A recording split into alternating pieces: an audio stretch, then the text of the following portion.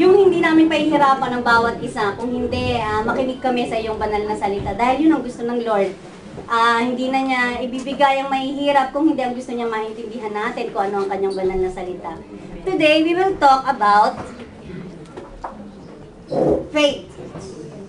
Ayan, pag-uusapan natin kasi ang word na faith, no, kapag tinagalog mo, tawag dito, merong nagtatagalog ng paniniwala, may nagtatagalog ng pananampalataya, may nagtatagalog naman ng pananalig. No? Ang mga Tagalog na binibitawan niya, na kung tayo mga Pilipino ang makikinig, parang hindi siya pare-pareho. Kasi ako, mas gusto ng heart ko yung word na kesa pananampalataya is yung pananalig sa Diyos. Diba? Yung I believe, I trust, I have a faith in my God. Ngayon po, hindi po ito faith na pinag-uusapan na makasantong paraan. Or nang dahil sa pananampalataya, hindi mo na maabot yung tawag dito, yung mga bagay na parang imposible. Kaya minsan, makakaranas tayo ng mga tao na ayaw nila ng Kristiyano. Dahil parang ang hirap-hirap nilang abutin. No, ngayon, pag-uusapan natin kung paano natin magagamit ang pananampalataya, ang pananalig o ang paniniwala natin sa Diyos in a very, very practical way. Sa pang-araw-araw nating buhay. Sabi nga, the practicality of faith. Ito yung pananampalataya na kailangan natin ngayon, kailangan nating maintindihan, kailangan natin siyang magamit sa pang-araw-araw nating buhay. Dahil sabi nga sa pananampalataya at pananalig, paniniwala sa Diyos doon tayo naligtas, hindi sa magandang gawa, di po ba? Ngayon, wala pa tayo doon sa langit, hindi natin kasama ang mga disipulo, di ba? Ang kasama lang natin siyempre ang Lord sa ating buhay. Pero kailangan pa rin natin lagi i-practice or lagi nating papagyamanin ang ating pananalig sa Panginoon. Yan po yung gusto ng Lord. Manalangin po muna tayo bago tayo mag-umpisa. Aming Diyos sa langit, patuloy ka namin itinataas, pinasasalamatan.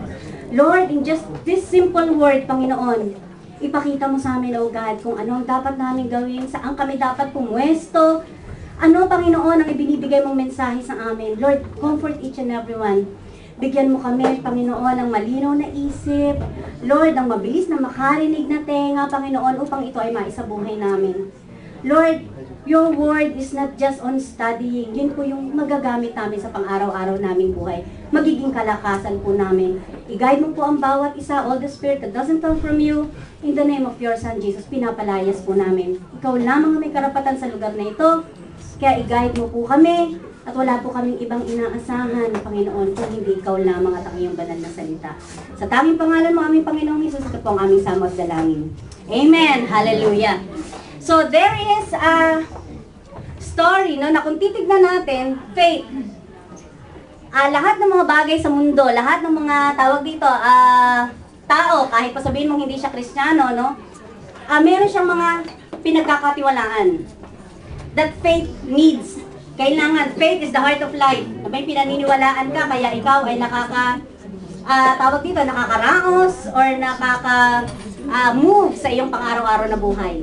Katulad na lang na ang tinatrust mo, ang pinagkakatiwalaan mo, or you have a faith in your father, in your mother, no? Sa iyong asawa, sa iyong kapatid, sa iyong kuya, sa iyong friend, no? Faith is equals also to trust. Nagtitiwala ka.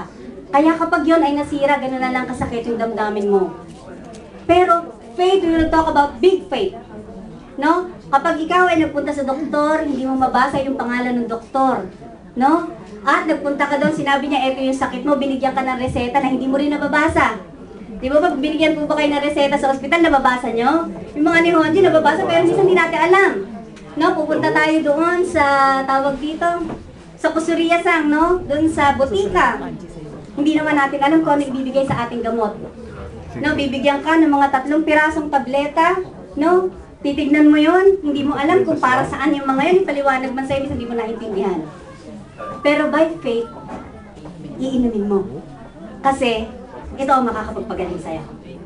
Diba? You will put your faith doon sa doktor, doon sa gamot na iinumin mo. Kasi yun yung sinabi sa'yo. How about a less faith? No, yung paniniwala ng isang Kristiyano na minsan kulang or mali. So may isang ale na siya ay nagpunta sa supermarket. No?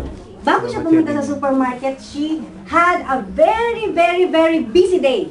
Talagang nagpunta siya doon sa kanyang dentista, pinag-intay siya ng meal de meal at talaga naman pong wala na siyang oras.